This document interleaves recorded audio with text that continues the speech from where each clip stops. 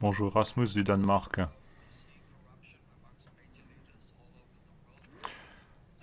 On constate que beaucoup de dirigeants mondiaux sont corrompus. Comment éviter que cette corruption ne gagne aussi en Europe? Vous avez tout à fait raison. C'est un fléau partout dans le monde et c'est un fléau aussi en Europe. Hier soir, j'étais ici, à la place 49, puisque c'est ma place. Je vous salue. J'espère que vous considérez que c'est une bonne place. Et j'étais ici et je me suis levé pour prendre la parole sur la corruption en Europe. Il y a de la corruption notamment sur les fonds de l'agriculture, sur la PAC, ainsi que sur les fonds structurels, qui relèvent d'ailleurs de ma responsabilité en tant que président de la Commission du développement régional. Et c'est la raison pour laquelle l'Union européenne s'est dotée d'un parquet européen pour que la lutte contre la corruption sur les fonds européens soit menée de manière plus incapable. Nous autres députés européens, nous avons un devoir, une obligation, c'est de protéger le budget européen. Et nous tentons de le faire à travers une série de contrôles. Il y a d'ailleurs une commission qui est chargée de cela, dans laquelle je siège également, c'est la commission du contrôle budgétaire. Donc oui, la corruption est un problème, oui, il faut l'éradiquer totalement. Désolé. Merci beaucoup, Monsieur le député. Encore une main qui s'élève. 206, une fille. Une femme. Pardon, une femme. Hello, my name is Katrina. I'm from Malta. Catherine de Malte. En quoi le Brexit va-t-il affecter les autres États membres? Merci pour votre question, mais il nous faudrait une heure pour pouvoir aller au fond dans la réponse que je peux vous apporter. Mais vous avez évidemment des conséquences pour l'ensemble des pays de l'Union.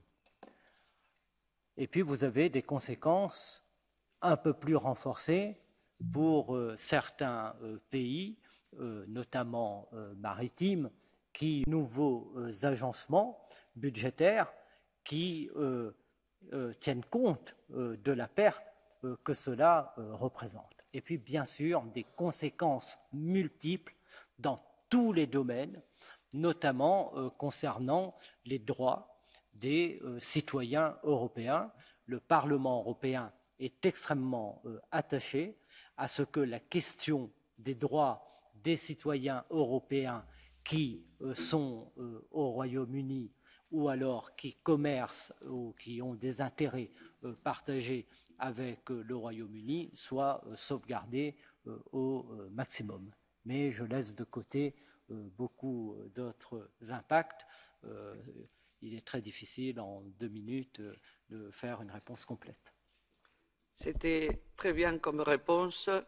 Et je demande encore, est-ce qu'il y a quelqu'un? Oui, je vois le 477. 477. Thank you. I'm from Romania. Bonjour, Sorine de Roumanie.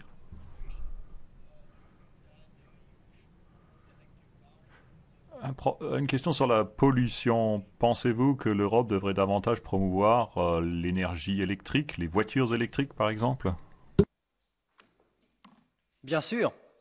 D'abord, vous avez noté que la nouvelle grande orientation stratégique de l'Union européenne porte sur ces questions de défis climatiques. Et cette semaine, nous avons discuté du New Green Deal, nous avons rappelé, confirmé les engagements de l'Union européenne, à savoir aller vers une société neutre en carbone au plus tard en 2050 et, je l'espère, avant. Donc c'est un enjeu majeur. Et puis, c'est vrai que l'Union européenne est un continent très fort émetteur en CO2.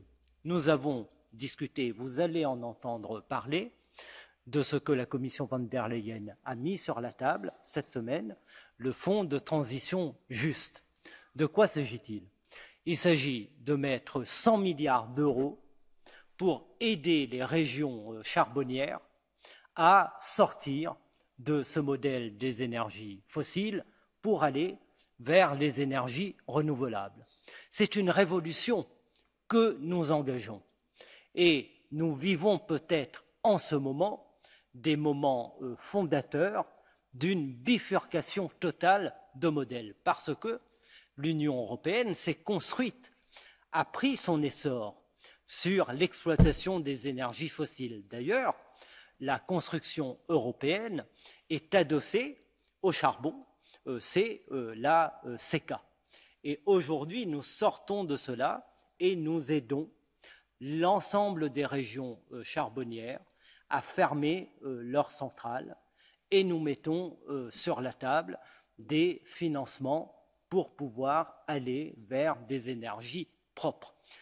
La question du transport est également une question centrale et là encore, l'objectif, et ma collègue présidente de commission transport, Karima Delli, pourrait vous convaincre en 2 minutes avec des arguments très chocs, mais la question, c'est d'abord qu'il y ait moins de camions sur les routes, plus de voitures électriques partout, et évidemment faire en sorte que dans tous les choix que nous opérons, nous diminuons au maximum le CO2, parce que nous avons un temps très court devant nous pour pouvoir, d'abord, nous sommes tenus par un certain nombre d'engagements liés à la signature de l'Union européenne dans les conférences des parties. Mais au-delà, nous avons un temps très court pour rester en deçà d'une augmentation de la température supportable, c'est-à-dire les 1,5 degré, et la contribution de l'Europe est tout à fait essentielle. Merci. Encore une main qui s'élève. Là, 86. Hello. Bonjour, je m'appelle Mathilde, je viens de France, de Guadeloupe plus précisément. En fait, je voudrais savoir comment l'Union peut aider ces territoires sur le plan économique pour pouvoir lutter, pour améliorer le droit de mer et aussi pour lutter contre la vie chère. Merci beaucoup. Bienvenue à la Guadeloupe. Vous avez fait un long voyage. L'Union européenne a un certain nombre de programmes à destination des régions ultrapériphériques. La Guadeloupe est une région ultrapériphérique. Ces programmes s'inscrivent dans le cadre de la politique de cohésion, cette politique qui met en œuvre la solidarité à l'échelle de l'Union, et la Guadeloupe bénéficie d'un certain nombre de fonds structurels. Mais en vous disant cela, je ne réponds pas précisément à votre question concernant la vie chère. La vie chère est liée au fait que le modèle actuel dans les régions d'outre-mer rend ces régions très dépendantes de l'extérieur et des importations. Et plus vous faites venir un produit de très loin, et plus, évidemment, il se retrouve à des prix élevés pour les consommateurs. Et à cela s'ajoute le fait qu'il faut protéger l'industrie locale. Donc il y a un certain nombre de taxes aux frontières, l'octroi de mer en particulier, pour les produits importés. Et c'est pourquoi nous essayons de soutenir au maximum les objectifs d'autonomie alimentaire, de souveraineté alimentaire, pour que les régions ultrapériphériques soient de moins en moins dépendantes de l'extérieur. Et à travers la politique agricole commune, et en particulier un programme que vous connaissez peut-être, qui est le programme du POSEI, nous essayons de consolider des filières dans tous les domaines, faire en sorte qu'il y ait une diversification agricole. la Guadeloupe, par exemple, qui est productrice de bananes, il faut qu'il y ait une diversification des cultures pour répondre aux besoins des populations, ainsi que dans le domaine de l'élevage. Puisque vous parlez de la Guadeloupe, je veux dire aussi 2 mots du chlordécone. Là encore, il y a un gros problème. Pour ceux qui ne le savent pas, le chlordécone est un pesticide qui a des conséquences considérables pour la santé. Et dans le cadre de la commission spéciale que nous avons mise en place dans le Parlement européen sur les pesticides, nous avons par exemple travaillé sur la question du glyphosate, nous avons aussi travaillé sur les questions du chlordécone et nous faisons un certain nombre de recommandations à l'État membre, à la France, pour que aujourd'hui les Guadeloupéens soient mieux aidés dans les impacts qui s'ensuivent. Merci beaucoup, Monsieur le député. Encore une question. Je vois 29. Good morning. Bonjour, Martha du Portugal. Aujourd'hui, dans de nombreux pays, il y a des clivages internes. Et là aussi, je me demande quelle est la position du Parlement européen et comment ceci peut affecter l'intégrité de l'Union européenne.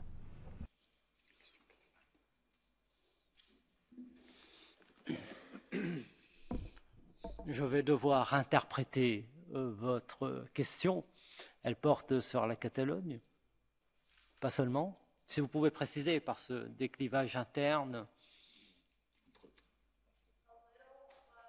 Avec un micro, s'il vous plaît. Avec un micro, s'il vous plaît. Non, je ne pensais pas à ça spécifiquement, même si j'y pense. Vous pouvez évoquer cela si vous souhaitez ou vous répondre de manière plus générale, parce que ce n'est pas le seul pays qui connaît ce genre de problème. Oui, mais vraiment, j'ai du mal à cerner votre question. Il y a des clivages internes dans tous les pays, et tant mieux. Plus il y a des clivages, et plus ça veut dire que la démocratie est vivante en Europe. Là où il n'y a pas de clivage interne, eh bien, on peut commencer à s'inquiéter, parce que ça veut dire qu'on est dans un système de parti unique ou dans des régimes autoritaires qui ne laissent pas les clivages s'exprimer. Donc, les clivages, ils sont nécessaires pour la vitalité démocratique. Dans ce Parlement européen, il y a également des clivages. Mais l'existence de clivages ne doit pas empêcher ensuite la tentative de construire à des solutions communes dans le respect des principes démocratiques. On n'a pas trouvé mieux jusqu'à maintenant que la règle de la majorité. Bon. Eh bien, à la fin des fins, par un certain nombre de processus démocratiques, et notamment de la règle majoritaire, on arrive à faire ensemble qu'on puisse prendre des décisions de manière commune. Mais je pense que l'existence de clivages est plutôt en soi positif pour peu qu'on puisse les surmonter. Merci beaucoup. Et tranquillement, on a encore le temps. Alors, je vois le 143. Hello. Bonjour, je m'appelle Batan Nemet, je viens d'Autriche. Ma question, quels sont les projets de l'Union européenne face à la division croissante entre l'Est et l'Ouest, la montée des nationalismes et toutes ces divisions que cela crée dans des pays tels que la Pologne, la Hongrie? Et donc la montée en puissance de ces mouvements nationalistes. Merci beaucoup pour votre question. C'est une question qui est très, très difficile et sans doute l'une des menaces les plus graves pour l'Union européenne, pour le projet européen. Pourquoi? Parce que nous voyons qu'il y a un certain nombre de pays qui se dissocient des valeurs de l'Union européenne. Et l'Union européenne, c'est d'abord l'attachement à un certain nombre de valeurs. Et dans ce Parlement européen, je crois qu'il y a une majorité de députés pour considérer que l'Union européenne n'est pas seulement un guichet devant lequel on passe pour ramasser les fonds structurels ou les fonds de la politique agricole commune. L'Union européenne, c'est d'abord l'appartenance à un certain nombre de valeurs qui font corps. Et c'est pourquoi nous avons eu un débat d'ailleurs, suivi d'un vote, hier ou avant-hier, concernant ce que vous connaissez sans doute, un article dans le traité, qui est l'article 7, qui permet d'activer un certain nombre de sanctions, entre guillemets, pour les pays qui ne respectent pas les valeurs de l'Union et l'état de droit. C'est très important parce que être citoyen européen confère des droits. L'Union européenne, c'est un espace de solidarité, mais c'est aussi un espace de partage de droits. Et les droits fondamentaux de l'Union européenne, ils doivent avoir la même vigueur partout. Et c'est notre responsabilité, je crois, éminente à nous autres députés européens, que d'agir pour que tous ceux qui font partie de l'Union européenne ne se dissocient pas de ces valeurs de l'état de droit. Et c'est pourquoi nous travaillons actuellement sur un certain nombre de nouveaux mécanismes pour conditionner peut-être demain le bénéfice d'un certain nombre de fonds au respect de ces principes fondamentaux. Personnellement, je suis pour cela et j'espère que malgré tout, on n'aura pas en arrivé à ces extrémités et qu'un certain nombre de pays reviendront dans des chemins plus vertueux. Mais la situation actuelle est assez grave concernant les droits des journalistes, concernant la réforme d'un certain nombre de systèmes judiciaires, concernant les attaques qui sont faites contre les communautés marginalisées. Je pense aux Roms en particulier, ou aux communautés LGBT. Enfin, il y a beaucoup d'inquiétudes et nous essayons d'agir autant que nous pouvons. Je vous remercie. Est-ce qu'on aurait encore le temps pour une question? Alors, plusieurs. Oui, alors voilà. Et écoutez, je vous vois à la première rangée que vous levez la main, mais vous aurez un rôle très important pendant la journée. Vous serez les coordinateurs, les porte-parole de vos groupes respectifs. C'est pourquoi je préfère donner la parole au 391. 391. My name is Je m'appelle Alienko de Bulgarie. Pour régler les problèmes auxquels on est confronté, il faudrait peut-être que des jeunes comme nous, peut-être, soient davantage impliqués pour alimenter le débat en idées. Ma question est la suivante. Quelles recommandations pourriez-vous nous donner à nous, les jeunes, les étudiants, pour pouvoir alimenter cet intérêt pour l'Union européenne et toutes les questions qui la préoccupent? Merci beaucoup. D'abord, je veux dire que les jeunes, en ce moment, jouent un rôle politique extrêmement important. Nous avons vu partout dans le monde, mais aussi partout en Europe, les mobilisations des jeunes à travers les marches climat.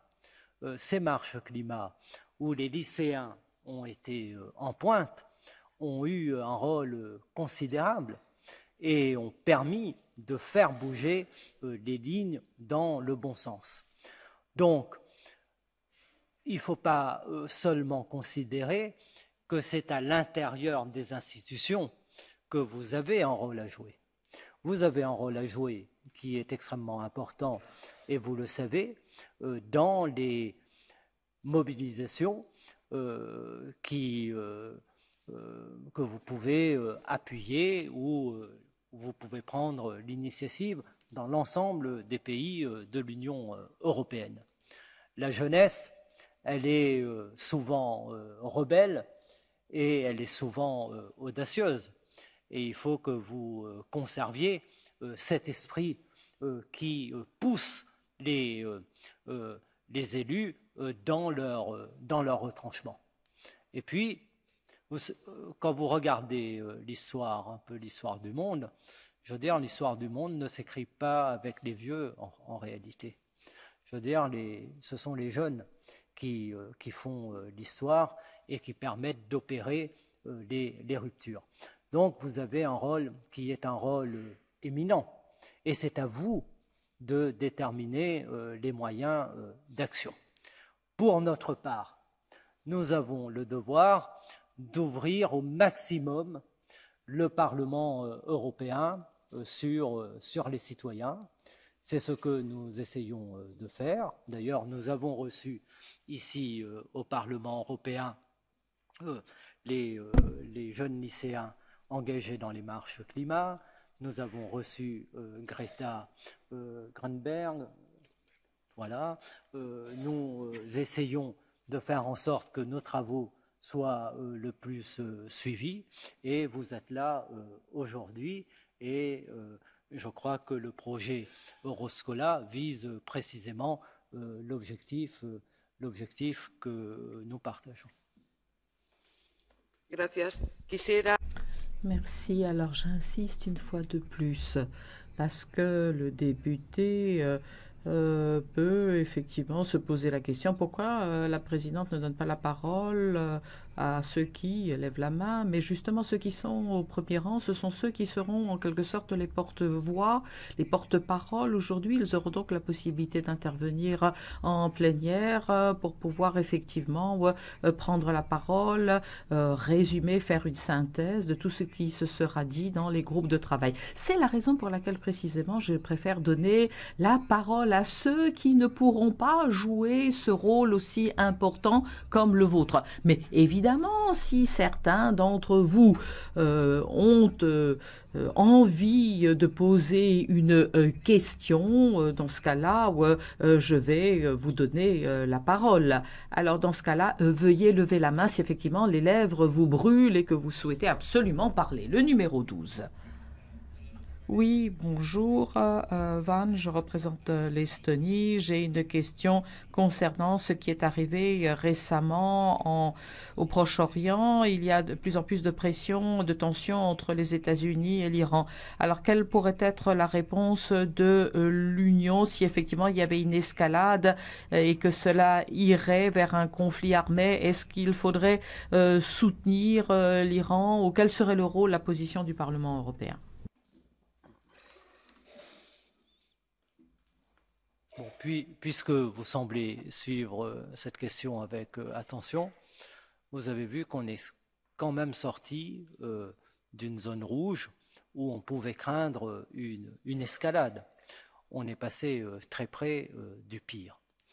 Et je crois que d'un côté comme de l'autre, nous devons toujours rappeler que le monde, s'il ne doit pas être anarchique, doit être gouverné par le droit international et que le respect du droit international s'impose à tous, y compris aux plus grands pays, y compris pour les États-Unis, y compris également pour l'Iran. La position de l'Union européenne, vous la connaissez, c'est une position qui consiste d'une part à rappeler aux États-Unis qu'il y a une instance qui est l'ONU, qu'il y a des règles en matière de droit international et que celles-ci doivent être respectées. Et concernant l'Iran également, et puis nous appelons l'Iran à revenir dans le cadre de l'accord sur le nucléaire. Et nous appelons l'Iran également à ne pas supporter un certain nombre d'activités dans cette région qui créent des tensions. Voilà ce que je peux vous dire. La position de l'Union européenne est une position qui ne doit pas être celle d'un alignement systématique sur une partie ou sur une autre. Nous sommes ancrés sur un certain nombre de règles de droit international, et c'est dans cette voie, une voie juste, que se détermine la position de l'Union. Maintenant, il faut bien se rendre à l'évidence que l'Union européenne a du mal à exister aujourd'hui sur la scène internationale, parce que l'Union européenne est toujours en construction et il n'y a toujours pas de politique internationale de l'Union européenne qui soit partagée par les 28 États membres. Vous pouvez avoir la France qui a une position ou un autre État qui a une autre position. Et puis vous n'avez toujours pas une politique de défense qui soit une politique de défense très consolidée, très intégrée. Et cela, évidemment, crée une difficulté pour que l'Union européenne, en tant que telle, puisse peser sur les affaires du monde. Et là, il y a un chemin de construction. Mais cette construction, elle doit se faire avec, en posant un certain nombre de principes. Nous autres, de la gauche unitaire européenne, nous considérons que si l'Union européenne a une politique de défense, alors il faut que ce soit une politique de défense pleinement indépendante, donc non alignée sur l'OTAN. Voilà notre position.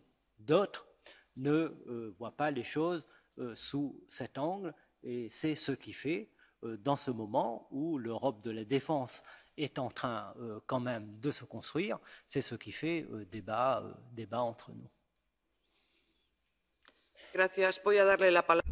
Merci. Le numéro 13, en quelque sorte pour compenser. Voilà. Je m'appelle Pilina, je viens de Grèce. C'est une question plus pratique. Est-ce que les conclusions de nos sessions seront transmises aux parlementaires et est-ce que c'est quelque chose qui sera véritablement pris en compte? Je l'espère. Et si ce n'est pas prévu, eh bien, je veillerai à ce que les services transmettent à l'ensemble des députés européens. Super. Voilà. Encore une parole. Oui, je vois la hall 399. Levez-vous, jeune homme. My name is John. John Joseph, je viens de l'Irlande du Nord, du Royaume-Uni. Ma question est la suivante. Est-ce que tous les États membres et ceux qui vont adhérer à l'avenir devront-ils adopter l'euro comme monnaie à l'avenir?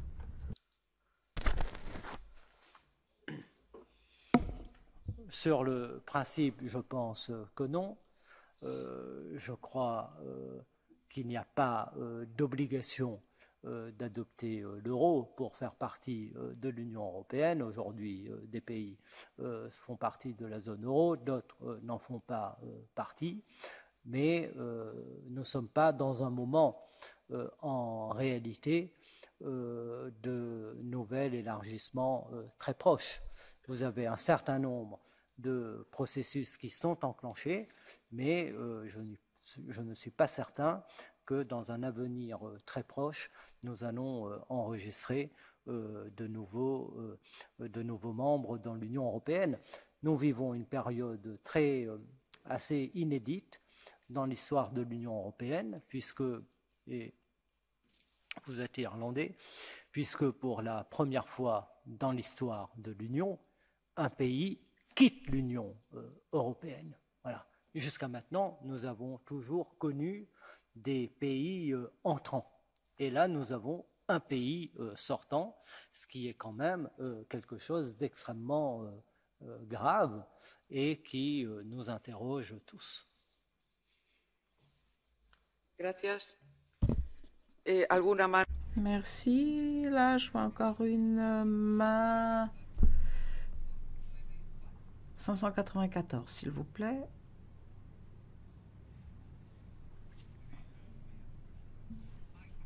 Avec un micro, je m'appelle Sébastien, je viens des Pays-Bas. J'ai une question sur la migration. J'aimerais savoir comment l'Europe va gérer ces flux et à quel moment est-ce qu'on va mettre un coup d'arrêt à ces arrivées de migrants. Bien. Vous avez une position qui est bien arrêtée, qui est une position qui est partagée par certains députés européens, mais pas par tous les députés européens. Et vous avez une partie de l'opinion européenne qui considère qu'effectivement, il faut mettre un coup d'arrêt, comme vous dites, à l'arrivée des migrants, et puis des opinions européennes qui voient les choses différemment. Nous disions tout à l'heure que l'Union européenne, ce sont d'abord des valeurs. Donc, nous devons, nous, dans ce Parlement européen, veiller à ce que les migrants qui arrivent suite aux conflits, suite à des situations souvent tragiques, eh bien, qu'ils soient accueillis avec les principes de dignité et de fraternité, qui font la grandeur, qui doivent faire la grandeur des citoyens européens et de l'Union européenne. Je crois que là-dessus, il n'y a pas à discuter. Mais pour autant, il est vrai que nous devons avoir des frontières qui soient sûres. La migration est ressentie souvent comme une difficulté et il ne peut pas y avoir de principe absolu de liberté d'installation. Et c'est pourquoi nous travaillons à des solutions pour des frontières qui soient plus sûres. Mais en même temps, pour les migrants qui sont sur le continent européen, alors il faut que l'ensemble des États membres puissent apporter leur contribution pour leur accueil et leur intégration, ce qui malheureusement n'a pas été le cas. Et on a abandonné un certain nombre de pays comme l'Italie, la Grèce, à l'accueil des migrants, avec peu de soutien de l'Union européenne et les difficultés que vous pouvez imaginer dans la gestion de cela. Pour résumer, la position d'une majorité ici au Parlement européen, c'est qu'il y ait des frontières plus sûres, plus sécurisées, c'est de maîtriser les flux migratoires et en même temps de repenser notre politique extérieure et notre politique avec ces pays d'origine. Et plus nous aurons des politiques orientées vers le développement des pays qui sont à l'origine de la migration, plus nous aiderons ces pays dans leur développement, et plus les départs seront diminués. Il faut de la cohérence dans les politiques communautaires. Nous ne pouvons pas avoir des politiques qui favorisent les départs, tout simplement parce que ce sont souvent des politiques qui créent mille et une difficultés pour ces pays et qui poussent les gens à prendre les chemins de la migration. Donc, nous avons un devoir c'est de mettre nos politiques en cohérence. Et ça, c'est malheureusement pas toujours le cas, mais nous repensons actuellement la politique avec les pays ACP et cela commence à être pris en compte.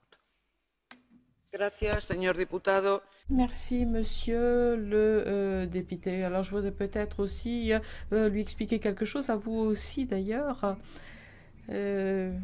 pour pouvoir organiser tout cela. Bien sûr, il y a des écoles qui n'y arrivent pas. Et donc, on s'est dit que c'était bien d'avoir une opportunité à ceux qui, pour toutes celles qui n'ont pas pu venir, puisqu'il n'y en a qu'une par pays qui peut venir. Et donc, nous avons mis en place un outil, un programme qui permette justement à tous ceux qui n'ont pas pu venir aujourd'hui puissent aussi poser une question. Et donc, j'en ai une qui va vous être lue à voix haute, qui est posée par Marie, une jeune Française. En fait, Marie, il dit comment se passe le travail législatif en commission.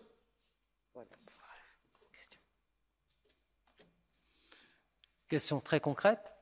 Donc, d'abord, en commission, nous héritons des propositions de la Commission.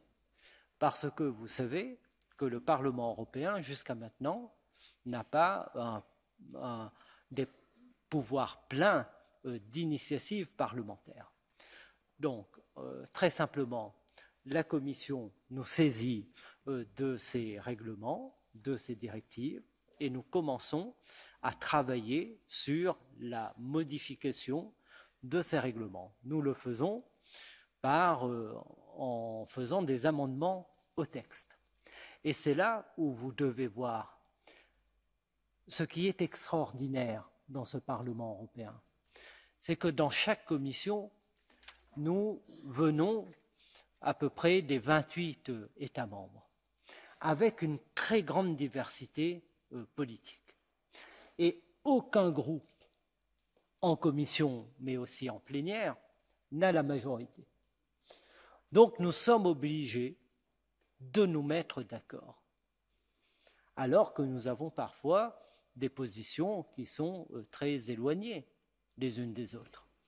Mais nous essayons de chercher ce qu'est l'intérêt général européen. Et c'est ce qui guide notre travail dans les commissions parlementaires. Quelle est la meilleure disposition pour l'ensemble des citoyens européens? Et c'est assez magique, c'est qu'on arrive à se mettre d'accord. C'est très important, ce travail est très important parce que, en définitive, la loi européenne, eh bien, elle devient aussi une loi qui est l'expression populaire. Ce Parlement européen, c'est l'institution sans doute la plus démocratique de l'Union européenne. Et lorsque la Commission nous envoie un règlement, elle ne prend pas parfois en compte un certain nombre de considérations qui sont dans la tête des députés européens. Donc nous faisons ce travail de modification de la loi, ce travail de co-construction. Depuis le traité de Lisbonne, vous savez que les prérogatives du Parlement européen ont été considérablement renforcées et notre Assemblée aujourd'hui est colégislateur sur quasiment l'ensemble des grandes politiques. Ce qui veut dire que sans le travail du Parlement européen et sans le vote des députés européens, il n'y a pas de loi européenne. Il faut à tout prix que le Parlement européen puisse se prononcer. Donc le travail se fait en commission et ensuite il est transmis à la plénière et la proposition amendée venant de la commission est mise au vote des 751 députés européens. Ensuite, ce texte modifié est retourné auprès des autres institutions et là encore, il faut se mettre d'accord entre le Conseil européen, la Commission européenne et le Parlement européen. Et là encore, en ayant pour exigence l'intérêt général européen, eh bien, nous finissons par trouver des compromis. Donc, les compromis, ce n'est pas l'esprit de défaite ou de capitulation par rapport à ce qu'on croit. C'est exactement le contraire. La recherche du compromis, c'est la capacité à se hisser au-delà, parfois, de l'attachement à quelques propres convictions pour trouver ce qui peut être un point d'équilibre partagé par tout le monde. Et dans toutes les institutions parlementaires en Europe, je crois que le Parlement européen est sans doute l'institution parlementaire qui fait le travail législatif le plus exigeant parce qu'il oblige des membres très différents à trouver ensemble des solutions communes. C'est parfaitement bien expliqué. Alors, maintenant, il me manque une main qui s'élève quelque part. Il y en a encore des désireux. Je vois là-haut 6, 3, 5.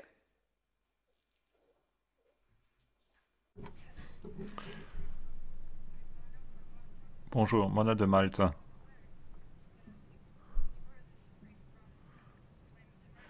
Vous savez qu'il y a une urgence climatique.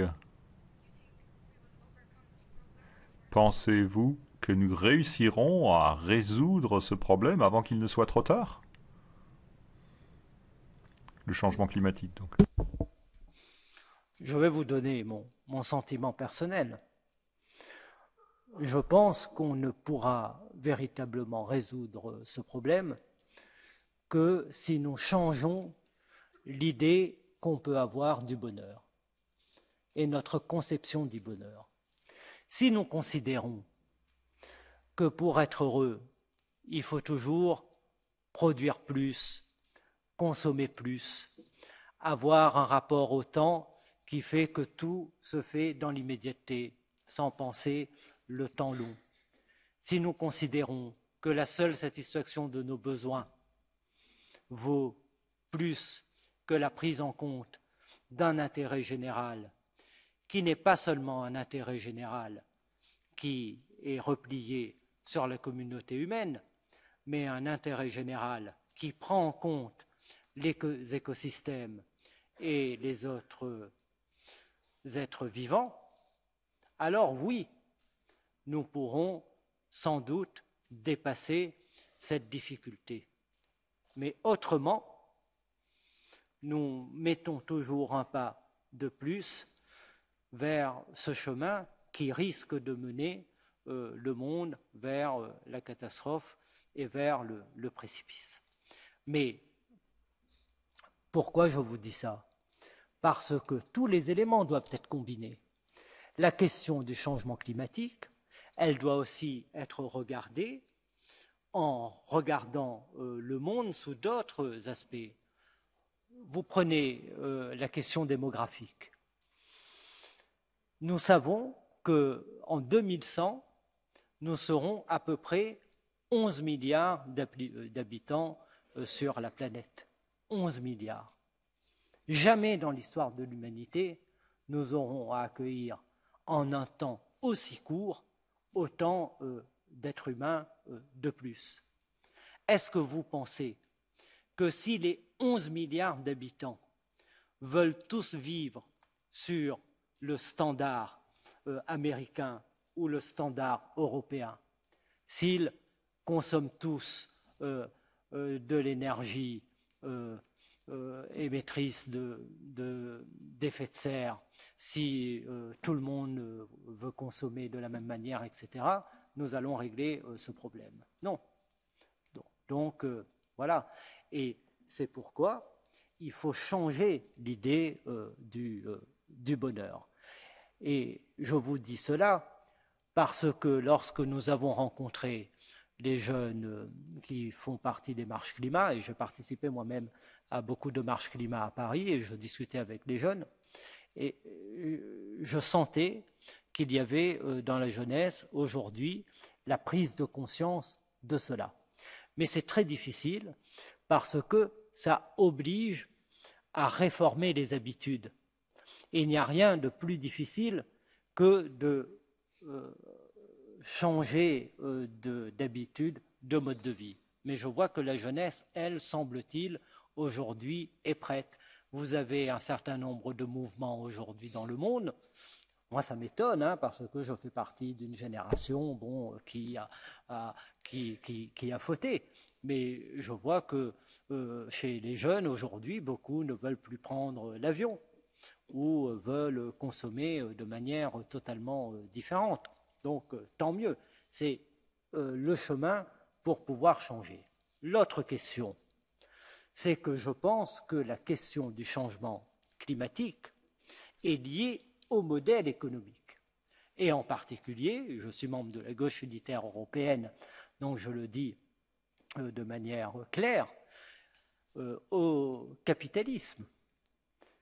Il n'y a pas de réquisitoire plus fort contre le capitalisme que la situation écologique actuelle. Il ne faut pas considérer que cet effondrement de la biodiversité aujourd'hui, nous sommes dans la 6e vague des espèces, surgissent du nez comme ça. Ce ne sont pas les simples évolutions naturelles, c'est un modèle de prédation qui a conduit à cela. Et nous avons, nous, notre responsabilité. Mais nous essayons aussi d'agir. Vous prenez la question de l'état de nos océans. Nous sommes aujourd'hui dans une situation où si on continue avec les mêmes niveaux de capture et de prédation actuels, où vous n'aurez plus un seul poisson, ni crustacé, ni coquillage connu, disponible pour la pêche commerciale avant 2050. Nos océans sont devenus des cimetières marins. Et en même temps, l'Union européenne continue de financer de manière très généreuse les flottes industrielles. Et c'est pourquoi beaucoup dans ce Parlement européen ont poussé la Commission européenne à prendre des mesures. Donc nous avons ici, dans ce Parlement européen, voté l'interdiction de la pêche en eau profonde. Nous sommes les seuls à l'avoir fait. On critique beaucoup l'Union européenne, mais souvent l'Union européenne, elle est aussi parfois plus vertueuse. C'est un début. Nous avons interdit la pêche en eau profonde en dessous de 800 mètres.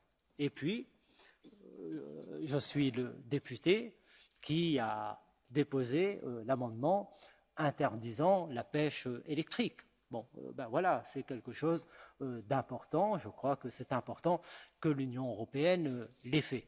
Mais il y a aujourd'hui une sorte de contre-la-montre avec la nature. Le temps qui est devant nous est très très court pour pouvoir faire en sorte qu'un certain nombre de transformations ne deviennent pas irréversibles. Et c'est dans ce temps-là où nous devons engager des politiques extrêmement difficiles, parfois pas facilement supportables, il est vrai, mais où nous devons prendre les mesures. Voilà. Señor diputado, yo creo que ha llegado. Monsieur le député, je crois que le moment de conclure est arrivé. Je pense que votre dernière intervention résumait beaucoup de préoccupations exprimées. Je crois aussi que ces jeunes dans l'hémicycle sont porteurs de valeurs que nous partageons, qui sont les nôtres vraiment. Euroscola, cela suppose beaucoup de travail en amont. Et je voudrais que vous sachiez, monsieur, que nous sommes très reconnaissants du temps que vous nous avez consacré et à chaque fois que vous le souhaiterez, vous serez le bienvenu. On vous applaudit.